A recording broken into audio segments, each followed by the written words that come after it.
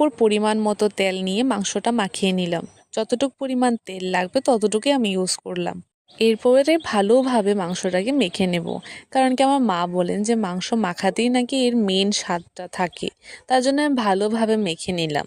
আগে জানো তো আমি না এইভাবে মাংস মাখতে পারতাম না, কারণ কি এই যে লঙ্কার গুঁড়োর বাটা যা থাকে না ওইগুলো থেকে আমার হাত জ্বালা করতো। তার জন্য আমি চামচ দিয়ে মাংস মাখতাম, কিন্তু এখন আস্তে আস্তে করতে করতে অভ্যেস হয়ে গেছে, এখন আর আমার হাত জ্বালা করে না।